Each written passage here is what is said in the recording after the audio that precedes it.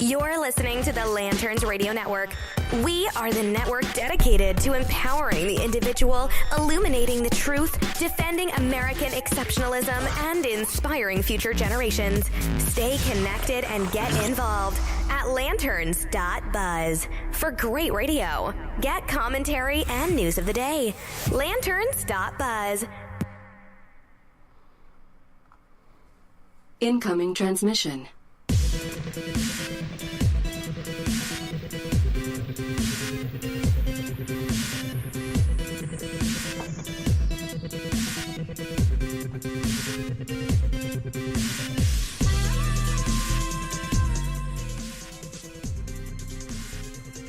You're listening to the HoloNet podcast on the Lanterns Media Network.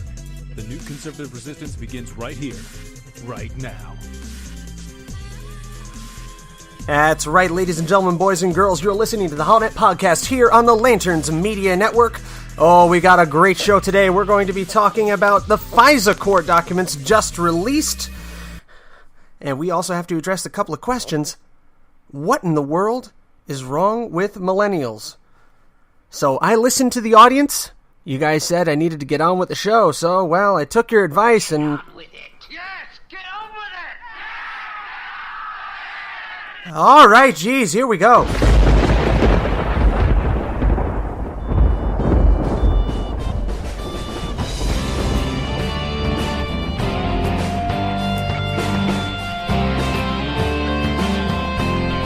You're listening to the HoloNet on Lanterns Media Network. The Millennial Conservative Resistance begins here.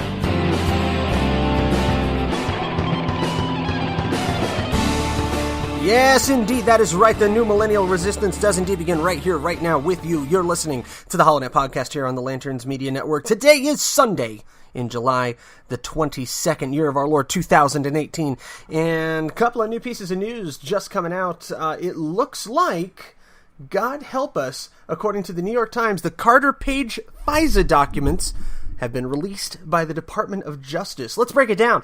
The Trump administration disclosed on Saturday previously top-secret set of documents related to the wiretapping of Carter Page, the one-time Trump campaign advisor, who is at the center of highly contentious accusations by Republicans on the House Intelligence Committee that the FBI had abused its own surveillance powers.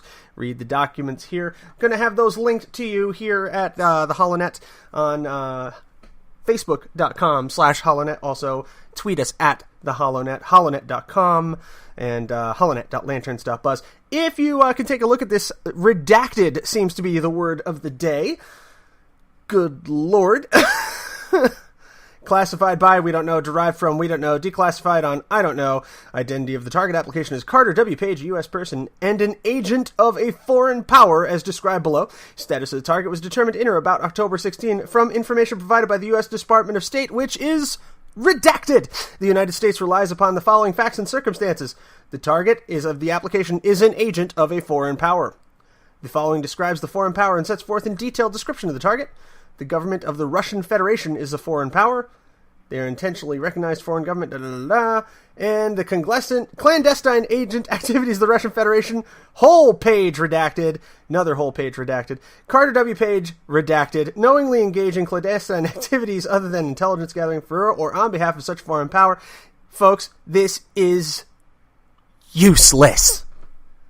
Useless! You want to talk about a token move by the DOJ to just go, okay, get off us. Here's the heavily redacted document, which tells you absolutely nothing and gives you absolutely none of the justifications of why we felt it appropriate to wiretap an American citizen. Because we're just normal plebs, you know? We don't deserve to know why the American government can basically hack the ever-loving hell out of us, except when we're on the wrong side of a political contention. Ooh. So anyway, Democrats in February rejected Republican claims that law enforcement officials had improperly obtained a warrant to monitor Mr. Page, accusing them of putting out misinformation to defend President Trump, and sow doubts about the origin of the Russia investigation. But even as Republicans and Democrats issued dueling memos characterizing the materials underlying the surveillance of Mr. Page, the public had no access to the records. And for the record, New York Times still don't. Still do not have access to those records. You saw it yourself. I'll flash it up on the screen again for the people following here on Facebook Live. The part where you would justify why Carter Page is working for a foreign government, or how, totally redacted. Completely redacted. This is totally useless. There is no justification released here. It's all redacted. Look at all these black sections. Look at it. Just blacked out. This is insulting. This is a slap in the face to anybody who's ever done a Freedom of Information Act. It's ridiculous. Anyway, back to the New York Times write-up, if you can call it that. On Saturday evening, those materials, an October 2016 application to the Foreign Intelligence Service Court, Intelligence Surveillance Court to wiretap Mr. Page, along with several renewal applications, were released to the New York Times and other news organizations that had filed the Freedom of Information Act lawsuit to obtain them. Mr. Trump declassified their existence. The application targets Carter Page, the document said. The FBI believes Page has been subject to targeted recruitment by the Russian government. A line was then redacted, and then it picked up with undermine and influence the outcome of the 2016 presidential election in violation of U.S. criminal law. Mr. Page is a former foreign policy advisor to a candidate for the U.S. president. And this is supposed to be bombshell reporting by New York Times? Sorry, Charlie Savage. Bombshell reporting here. They gave you absolutely all. They gave you nothing. But, this whole clickbaity article here, this is just the New York Times breaking it down. Oh, I like money. Yeah. I like money, though. I like money. I like money. I like money. Can't believe you like money, too. So everybody who thought this was going to be a great big release and this is going to be a bombshell and you're going to hear all the talking heads screaming about it and all the politicians going on and on about how the documents related to the Carter Page investigation were released. Remember, they're referring to this gutted document that tells us absolutely nothing. Don't be fooled, folks. This is the very nature, the very definition of a MacGuffin. A MacGuffin is a nothing item that is just used to move along the plot. This document is a MacGuffin. So moving right along to something slightly more relevant. Lindsey Graham. Good old buddy, Lindsey Graham, coming right out based on this document, maybe he saw the unredacted version, I don't know, says the Carter Page wiretap is not at all justified. Senator Lindsey Graham on Sunday called the government surveillance of former Trump campaign advisor Carter Page not at all justified, backing up President Donald Trump in his criticism of the Foreign Intelligence Surveillance Court-approved wiretaps. Appearing on Face the Nation, the South Carolina Republican said the whole FISA warrant process needs to be looked at. We have a winner. He called the Christopher Steele dossier, which, by the way, was a DNC-funded hack job. Excuse me. Was I supposed to be kidding about that? No. Anyway, he calls the Christopher Steele dossier that the FBI cited in its FISA warrant applications a bunch of garbage, which it objectively is, and criticized the government for not being clear that the dossier's research had been partially, completely funded by the Democrats.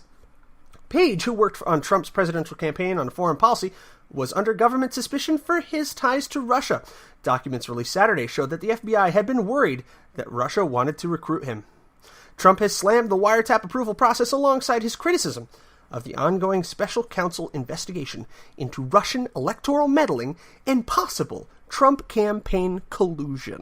Now, if you take last week's just runaway Trump derangement syndrome effect, as I believe it was The Guardian that called it. Let me see here. Was that the Grani ad that pulled that one out, or was that the Telegraph? Anyway, it was an interesting story. I think it was The Guardian. I've got it here. I've got it in front of me. I had it open moments ago. It was such crap. I didn't want to read it. But I did for you, because I do this all for you. Anyway, what The Guardian oh, that's a terrible picture of Joanne. Roseanne, rather. Sorry, any women named Joanne who I unintentionally burned there. Anyway, The Guardian had a rather good opinion piece on, which was actually kind of funny, saying that Trump derangement syndrome reached a full head in this past week, and it's completely accurate. I mean, any other president who sat down with Vladimir Putin and carried on and cajoled the way that President Trump did, admittedly making a couple of gaffes along the way, would have been called a statesman, would have been called a diplomat, okay?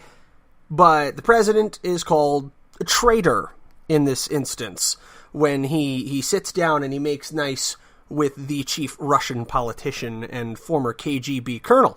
So, you really have to ask, has the press forgotten how we play the game? Because here is how we have always played the game. The game is that you use your clandestine forces, your intelligence community, for all they're worth, and you spy and you steal and you engage in subterfuge and you get the one-up on your opposition, and then you sit down at the negotiating table and you make nice for the cameras. And that's exactly what President Trump did with Vladimir Putin this past week. Sat down, put on a smile, and he made nice for the cameras. And followed all the normal diplomatic niceties that he's supposed to. And I want to present to you that the Putin conference, the Helsinki conference, was a Kobayashi Maru scenario for the president. Kobayashi Maru, for the science fiction uninitiated, is a simulation from Star Trek. It is called the no-win scenario because you are designed to fail it.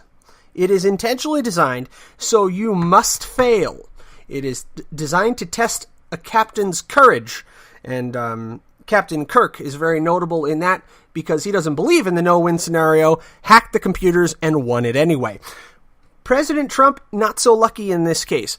This conference, this summit, if the president came across full-bore aggressive mode against Vladimir Putin, the press would decry him as a warmonger, saying that he was risking the security of the United States in order to present a strong front against Vladimir Putin and diffuse suspicions of his collusion with Russia.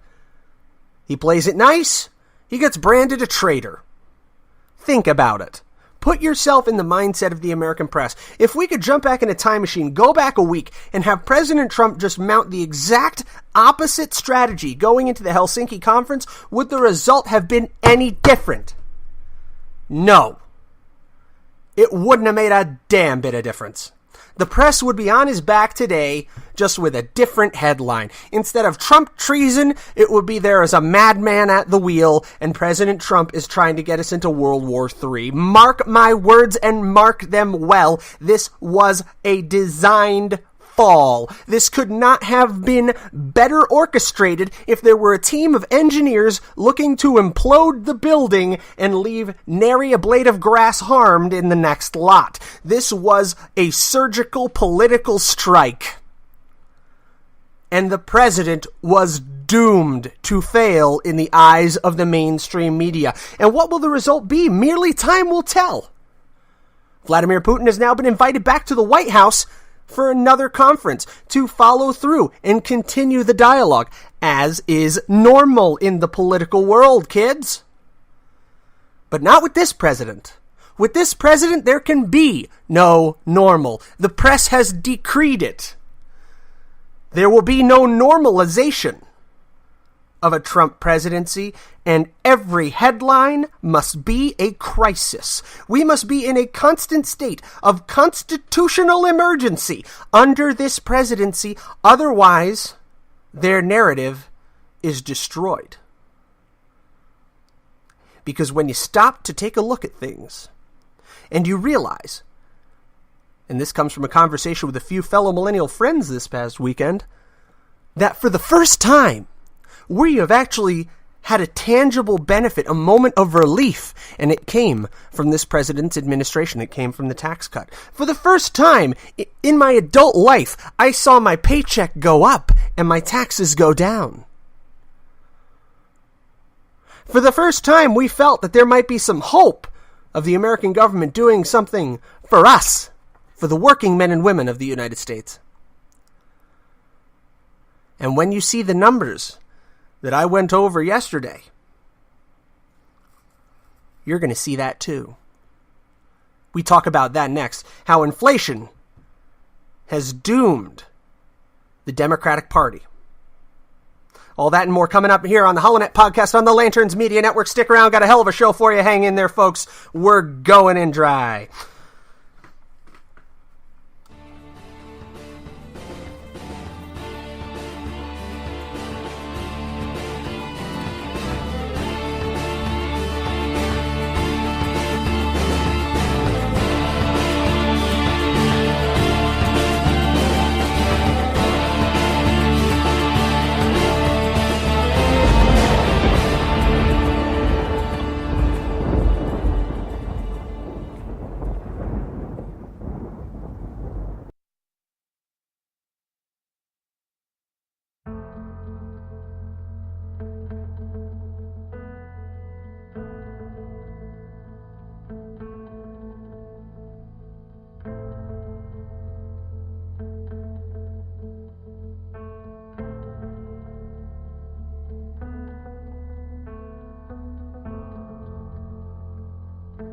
I see people coming together not for divisiveness of party or for dichotomy of thought, but for unity in principle.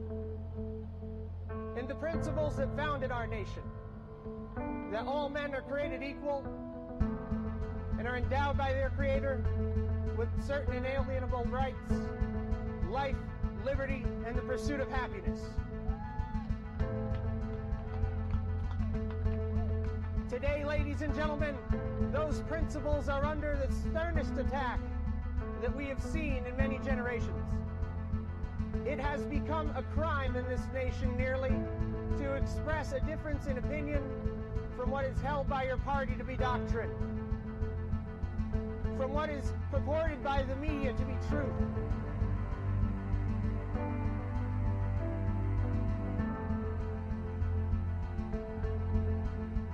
We have an opportunity to reach out to our fellow Americans regardless of their creed and regardless of their political inclinations, and unite as Americans, not as Republicans or as Democrats, as liberals or conservatives, but to unite around the principles that have guided this nation so well.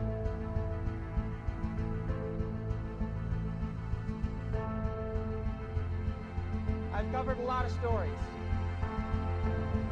but the story that remains untold is the story of America in the 21st century, when we choose to turn back the tide against progressive socialism, when we choose to embrace the Constitution, the Declaration of Independence, and the Bill of Rights, when we remember what it is to be Americans. And that principle will not die as long as there's one man, one woman, one child who looks defiantly into the night and says, I am free.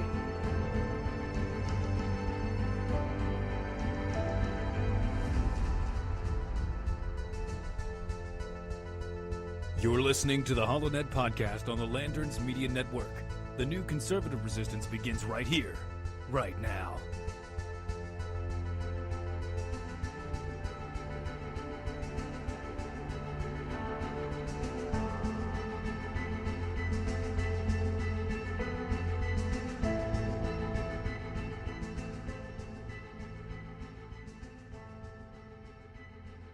Allied reinforcements have arrived from the west.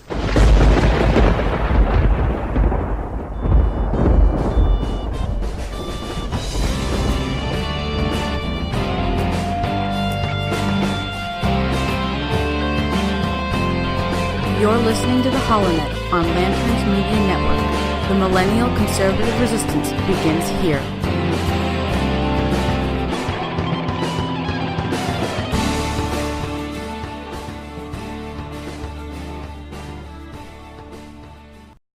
Yes, ladies and gentlemen, boys and girls, children of all ages, the new Millennial Conservative Resistance does indeed begin right here, right now, with you. You are listening to the HoloNet podcast on the Lanterns Media Network. You can also watch us on Facebook.com/HoloNet. Follow at the HoloNet on Twitter. Go to www.theholonet.com and listen on theholonet.lanterns.buzz. We are on iTunes, YouTube, TuneIn Radio, BitChute, and pretty much everywhere else you can get a podcast in the world, Podcast Addict being among them, iHeartMedia. Love being on the iHeartRadio application. Find us there. Now, quick breakdown on some numbers, as I promised before the break. I'm going to take you to the CPI inflation calculator on in2013dollars.com. This is actually a pretty good source on inflation.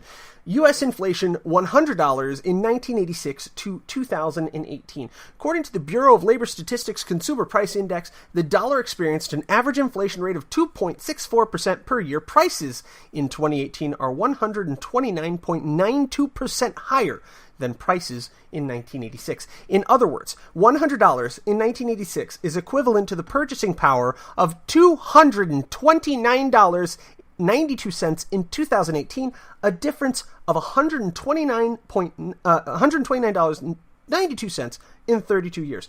Current inflation rate is now 2.87%. If the number holds, $100 today will be equivalent to $102 next year. So that is the difference we're looking at, folks. The cumulative price change due to inflation and price differences is 129.92%.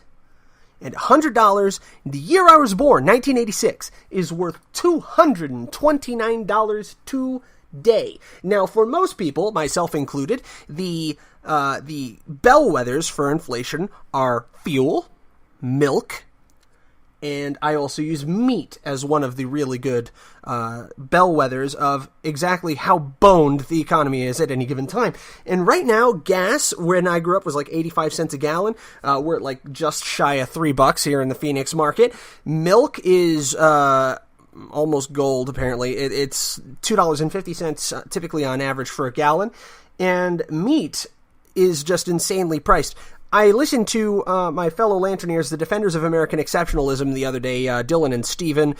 By the way, you can now check them out on Mojo 50.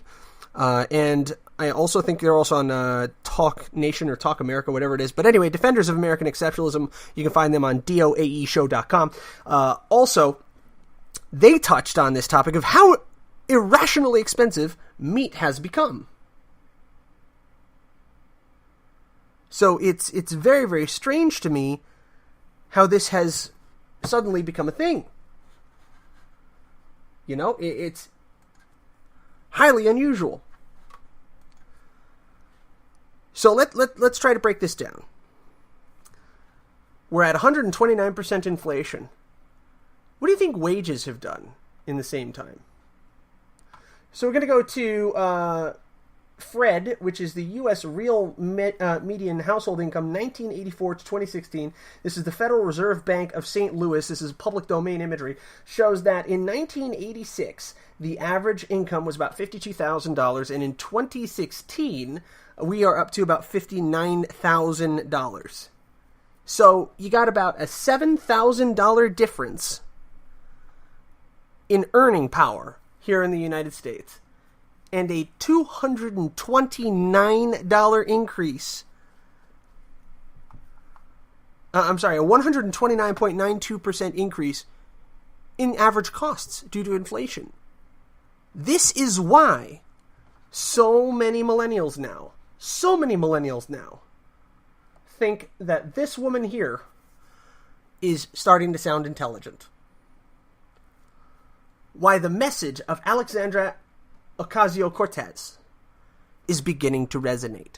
Because people are seeing this as a failure of capitalism. But once you realize that this nation has not truly enjoyed capitalism since the early 1900s and the progressives started to get their way, it doesn't make any sense. How can we possibly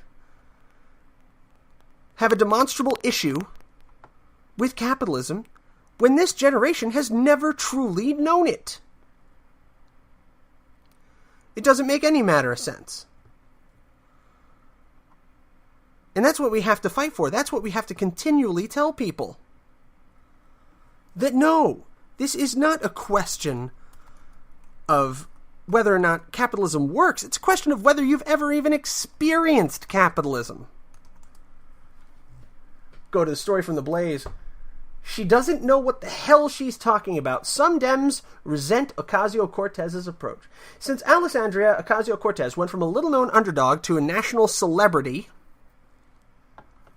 with the primary upset of Representative Joseph Crowley, some House Democrats have been rubbed the wrong way with her words and methods, The Hill reported. Ocasio-Cortez, a 28-year-old self-proclaimed Democratic socialist who's favored to win her district in November, is being cautioned by House members to pull back some and take care to nurture relationships if she wants political success. With people saying that meteors fizz out. Rep. L.C. Hastings from Florida said, "What she will learn in this institution is that it's glacial to begin with, and therefore no matter how far you rise, that's just how far you will ultimately get your comeuppance. You come here and you're going to be buddy-buddy with all the folks that you're just going to make them do certain things? Ain't happening, okay?" I do have to point out L.C. Hastings' poor grammar there. But the controversy began not long before her primary. Revelation that Crowley could end up on the ballot as a third-party choice by way of New York election law set her off on Twitter.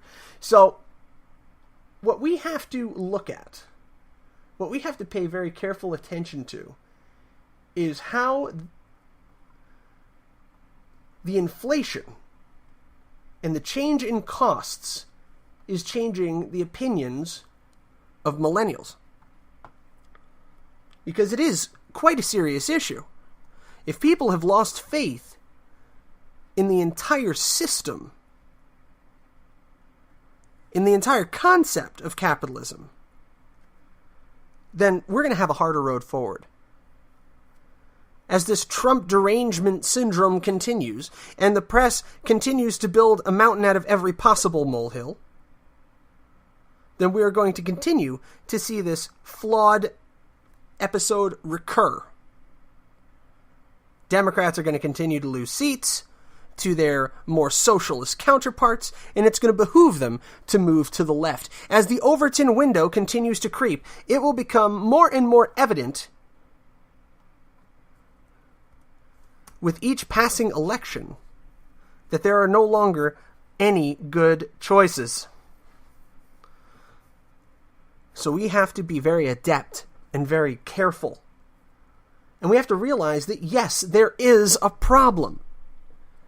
Inflation is the killer. And how do you reverse inflation? You drastically cut back government spending.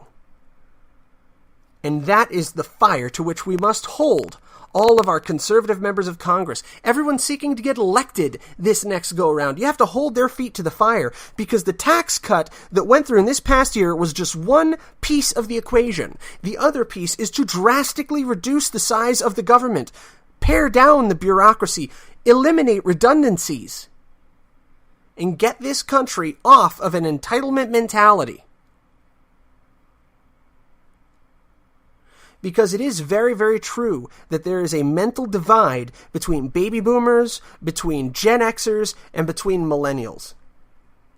I made a post on Twitter last week that garnered me a little bit of blowback. It was a tweet referencing the price of college and was taken by some as my degrading the entire concept of higher education, which couldn't necessarily be the case.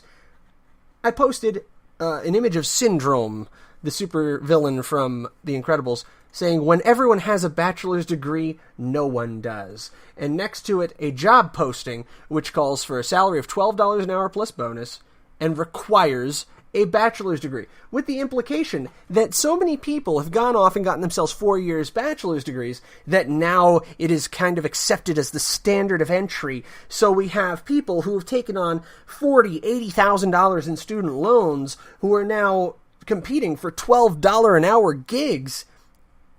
People are blaming capitalism on this. And people are kicking back to me that, we should just abjure and push away all concept of higher education.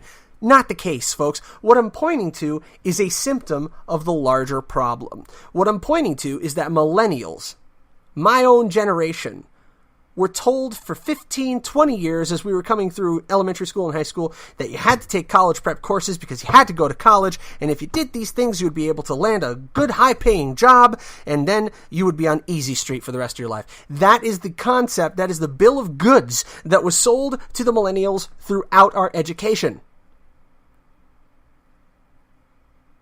that the bachelor's degree was the key to the door of success. On the other hand, industrial education programs were slashed, eliminated. Vocational learning was moved from the high school to VOTEC schools, where in Jersey at least, and, not degrading our vocational institutions, some of them are great, but the line was, you go to Vokes, you learn to smokes. Because that's where people seemingly went when they couldn't hack it in college prep courses, and it was seen as possibly a source of shame that you went to VOTEC. That's where the bad kids went.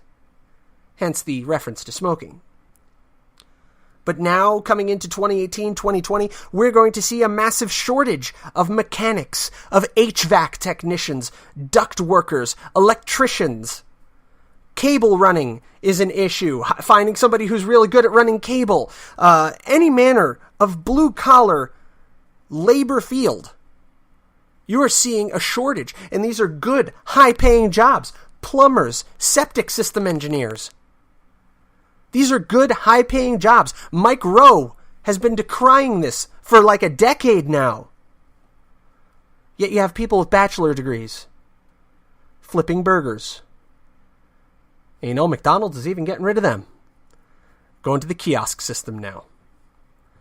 So this is a product of the U.S. Department of Education. That's why I leveled this criticism at them.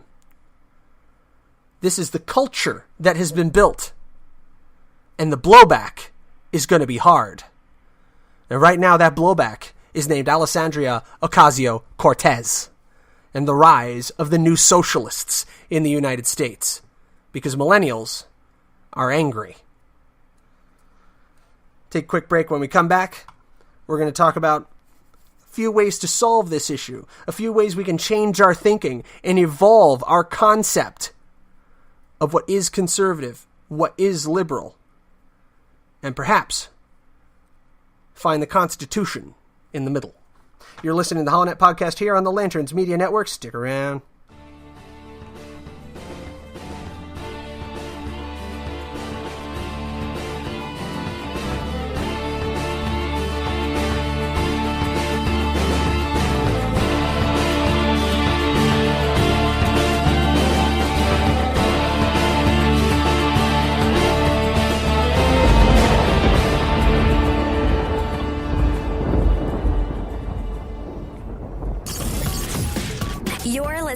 Lanterns Radio Network.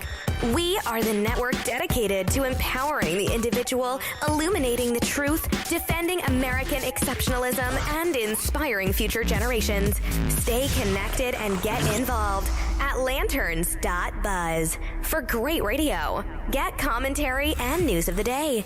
Lanterns.buzz. I'm Dr. Bob Branch, Republican candidate for Superintendent of Public Instruction. Let me ask you a simple question. If you needed surgery, would you call a politician? Of course not. That wouldn't make any sense. Just like it doesn't make any sense to elect politicians to run Arizona's education system. Yet, we have been electing politicians to run Arizona's education system for decades. And the results? They're painfully clear. We have a failed education system. Politicians brought us mandates like Common Core and No Child Left Behind, and that crazy AZ merit test that keep our teachers from teaching and our students from succeeding. I say it's time to break this cycle. I say it's time to elect an educator, not a legislator, to run and fix our education system. I am Dr. Bob Branch, and you have an option to elect a true educator, a proven leader, a business leader, and a veteran instead of the typical politician. In education, I'm the most accomplished candidate to run for this office in generations. Dean of Education, Dean of Technology, Campus Director, and I'm currently the lead faculty and the content chairman for the largest doctorate program in the world in information system technology. I teach at the #1 and #2 Christian universities in the world, Grand Canyon University and Liberty University. I am the educator of educators, for I have taught many of our superintendents and principals and thousands of teachers at the doctorate level. And as the educator of educators, I stand with President Trump to dismantle the United States Department of Education and to end federal mandates. For if we are to keep America great, we have to educate. And if we let our teachers teach, our students will succeed. Elect the educator of educators, not a legislator, to run and fix our state's education system. I am Dr. Bob Branch, candidate for Superintendent of Public Instruction, and together, let's make education great again. Hi, I'm Dr.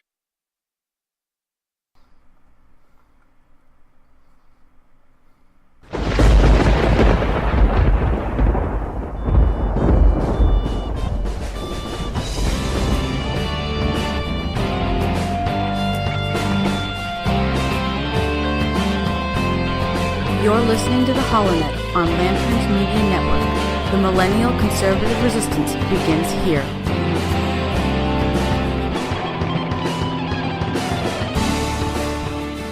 Yes, indeed, ladies and gentlemen, boys and girls, the new Millennial Conservative Resistance does indeed begin right here, right now with you. You just heard a quick message from Dr. Bob Branch, who's running for Superintendent of Public Instruction here in the state of Arizona.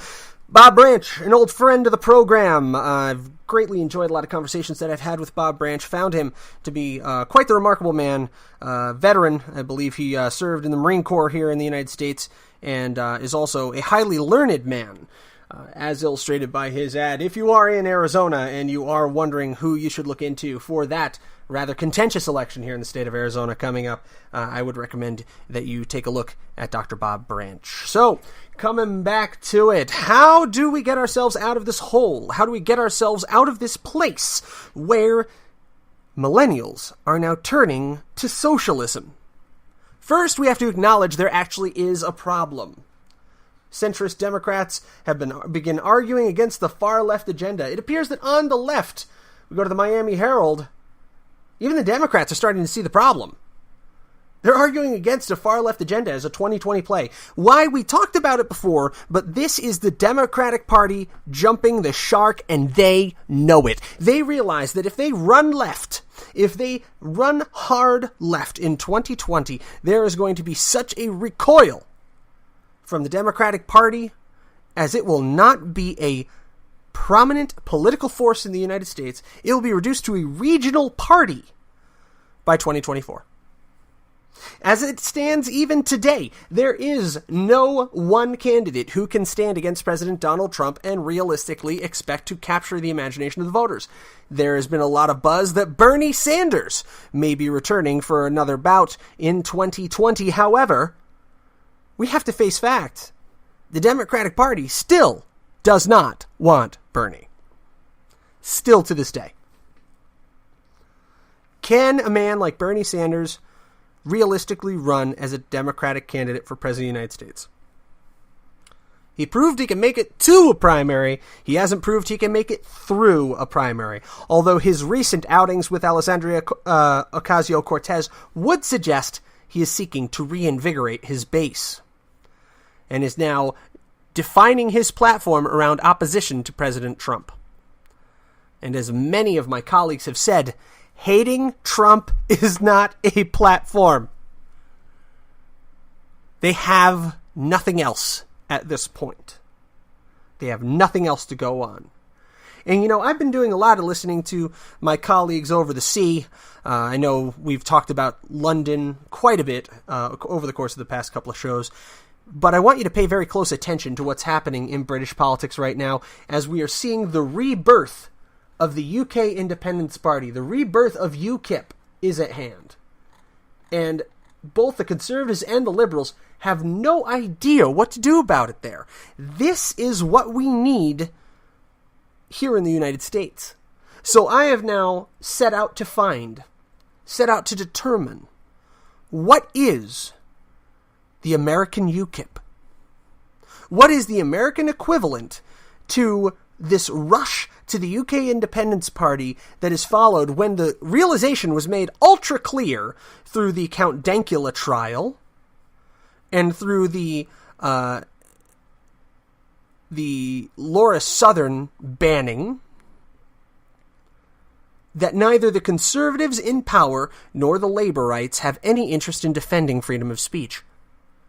In the United States, freedom of speech today is not under assault by the government, yet. It's under assault by the private sector. We are being publicly shamed for expressing our opinions. Look no further than CRTV's Louder with Crowder, who recently began a new series called Crowder Confronts, where basically he goes out and confronts people that threaten him and his team live on video. They go and confront them and ask them to take down that threatening post or that threatening tweet and publicly shame them for this. This is not the private sector trying to oppress freedom of speech. This is a conservative host trying to get people on the left to distance themselves from violence. The blocking of free speech is what precedes this. The blocking of free speech is when he goes out and has a Change My Mind, which is a cool segment they do on CRTV. By the way, check them out, louderwithcrowder.com if you haven't checked them out before. But when they go do a Change My Mind segment, and people are going on Twitter and Facebook and threatening to slash their tires, that is the suppression of free speech. When people online, private individuals, are banding together in these little Antifa-like cells, in these little almost John Brown Gun Club type groups, and threatening to slash people's tires, and Dallas, or I believe it was an Austin college professor, saying that his car should be firebombed, where we ourselves as people are oppressing the free speech of our fellow citizens because we disagree with them. Answering speech with violence. When you have people on the left chanting that speech is an act of violence. I mean, do we really have to go back to first grade? Sticks and stones may break my bones, but words will never hurt me? Come on, guys. In the UK, they have a problem with the government repressing freedom of speech. In the United States, we have a problem with the private person oppressing freedom of speech, repressing freedom of speech in others. We have lost the notion that the freest speech, the most vulnerable speech, is the speech that offends us, and that is the speech that must be protected the most. If Louder with Crowder offends you, Samantha Bee offends me, I'll never call for her to be silenced. I'll never call for her to be firebombed or for her tires to be slashed. Alessandria Ocasio-Cortez, I'm going to poke plenty of fun at her as her political career goes on, as I think she's a whack job. I mean, I think her policies are absolute lunacy, and I'm going to continue to say that. But I would never try to take this woman's platform from her. Nor would I ever encourage violence against her. So in the United States, the threat to the freedom of speech is just as real as it is in the UK, except it is not a governmental oppression. It is oppression by the other 50% of the population. So what do you do with that?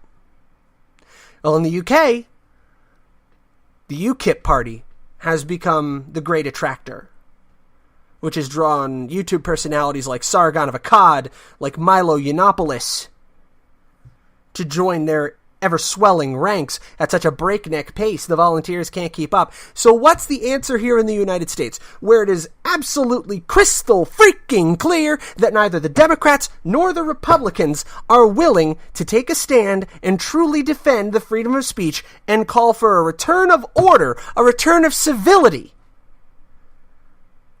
to the American political discussion? Nobody is holding back their attack dogs anymore. Now it's, let's pump up the volume, let's amp up the pressure. And it's going to keep going like this until somebody gets killed. And I don't even know if it's going to stop then. There has to be a uniting voice that calls for the return to civility in American politics, that it is not a crime to hold a difference of opinion, that speech is not an act of violence. Speaking out against a person is not a violent act. My pro-life stance is not an act of violence against a woman. My small government message is not an act of violence against the poor. my rejection of socialism does not mean I am aligned with the top of the 1%. No. We have to reclaim the freedom of speech in the United States, not from our government, but from ourselves. How many people are afraid to have a political discussion in the workplace? You can't anymore because it'll get out of hand. Quickly, too. You know, it used to be you'd look around and see if anybody was looking before you told maybe a joke that wasn't appropriate. I'm not suggesting you should go around telling jokes that aren't appropriate in the workplace. That's a quick way to get fired in most places. But now, you look around in the same fashion just to talk about whether or not you agree with the President of the United States. It's a sinful thing now. It's a guilty thing to talk about politics. I mean, which window are you going to close first on your workstation? Are you going to hide YouPorn? Or are you going to hide Politico? Or The Blaze? It's gotten to that point. It's gotten that ugly. Where people are terrified to express themselves politically unless they're in a completely homogenous group that totally matches their opinions. We have to reclaim our churches, our bars, our offices, and get back to a place where civil discussion of the news of the day even can take place. So where is the American UKIP? Where is this place in the middle where we can all meet and discuss things, discuss politics, discuss policy, without the ad hominem attacks? I'm guilty of them too. I've jumped up and said liberal hypocrisy when I pointed out, and people have said conservative hypocrisy when they pointed out, and you know what? We're both right. There's what is it? Avenue Q has this song, everybody's racist. Well, everyone's a hypocrite in one form or another. But every now and again, we crawl up from the muck. We hose ourselves off. We put on a shirt. And we act like human beings. And it seems in the past 10 years, we've forgotten how to do that.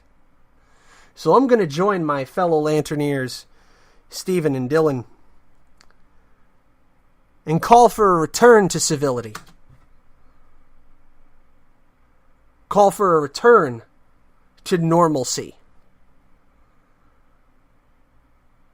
And the people shouting to the rafters that we cannot allow the Trump administration to be normalized. We can't allow the normalization of this. Be damned. Because it's time for a return to normal. Normal diplomacy. Normal freedom of press. Normal freedom of speech. The freedom of conscience. Agree with me or not politically, we should be able to agree on that, in the very least. Now, turning real quick, climbing down off my soapbox. But, you know, it's a podcast. The whole damn thing's my soapbox anyway. Want to take a look here at some local Arizona news from azcentral.com. Excuse me, that little bile comes up in my throat when I reference them. A bit of news here. Yeah, they get that pop-up every time they want their money. Bit of news here. Representative Paul Mosley recently was stopped for excessive speeding 5 times since the last year. Now, this is going to be a little bit more of a story just for our local Arizonans, but bear with me if you're outside of the Grand Canyon State, because you're going to find this funny. So, a video has been going around here in Arizona. Representative Mosley was pulled over, and he's being criticized for claiming legislative immunity during a traffic stop in March, and he's got a history of speeding without consequence on Arizona roadways, records show. Since February 2017, troopers within the Arizona Department of Public Safety have warned Representative Paul Mosley about excessive speeding on 5 occasions, and on a 6th about his failure to heed a stop sign, according to DPS records. Police body cam video released last week shows Mosley, a Republican from Lake Havasu City, telling a La Paz County sheriff that legislative immunity prevents him from getting a speed ticket. The deputy wrote in his report that he had clocked Mosley doing 97 in a 55. Whew! In the video of the March 27 traffic stop, the deputy warned Mosley to watch his speed out of safety. Mosley then told the deputy he was going over 120 earlier, and at times he has driven up to 140. DPS records show instances where troopers stopped him for driving at least 16 miles over the speed limit, and at most in excess of 33 miles over the limit. Troopers didn't indicate whether Mosley claimed legislative immunity, but each let him off with a warning. Mosley has not returned comments, and DPS officials said troopers' reports would stand on their own and declined to comment further. Now, the Arizona Constitution provides legislative immunity, saying lawmakers are privileged from arrest in all cases except treason, felony, and breach of peace. The immunity is not indefinite. The constitutional provision says that lawmakers cannot be subject to civil proceedings while the legislature is in session, or for 15 days before the beginning of each session. Now, the Constitution of Arizona was confirmed, this is not in this story, but in a later story, was confirmed by a spokesperson from the Arizona Department of Public Safety and the Arizona State Prosecutor. Both confirmed that this constitutional provision exists. But slam your brakes, Senator! Watch out, Representative! Governor Doug Ducey has stepped in. As of this morning, Governor Ducey has signed an executive order saying Arizona lawmakers can get speeding tickets. Governor Doug Ducey clarified Friday that legislative immunity does not mean lawmakers can't get speeding tickets. An executive order signed by the governor says officers should consider any criminal violations, including criminal speeding, reckless driving, and driving under the influence, as breach of the peace, and thus subject to citation. It is clear in some recent cases that the peace has been breached, and we have a responsibility to enforce the law in these cases. Oh my gosh. So, the Arizona Constitution is clear, according to Governor Ducey. The practice of not ticketing lawmakers seemingly contradicts advice from House attorneys and outside lawyers who say speeding doesn't likely fall under legislative immunity. Ducey's orders applies to officers employed by the state, but encourages other law enforcement agencies to adopt the same policy. Now, the Arizona Department of Public Safety supplies all of our state troopers who have jurisdiction over the highways, and if you've ever been to Arizona, highway driving is pretty much everything, so time to slow down, Mosley. You might want to learn how to drive 55. So, with that, I just found that entertaining, and I know not everybody located in Arizona will really care about that, but it's funny. We cap off this week, and I want you to think about this. As millennials, we were sold a bill of goods. There's no denying it, and it may be difficult for older generations to understand it. And it may sound like we're just being whiny, entitled jerks, and you know what? A lot of us are. But when you get down to brass tacks, wages have gone up at a crawl, and inflation has jumped up by double in the 32 years that I've been alive. So once we embrace that fact, we can then move forward armed with that knowledge. And the only course that will alleviate this becomes clear. We must reduce the size and scope of our government, reduce government spending, reduce the weight of the heavy foot of the government on the economy, ease restrictions and regulations so that it can flourish. And President Trump seems to be on the right course, at least in this facet of his domestic policy. Is the man without fault? No. Not even remotely. But he seems to be on the right track. So with the mainstream media, believe half of what you hear and none of what you see. But look at what objectively is changing around you. All right, folks. good night. God bless you. And God bless the United States of America.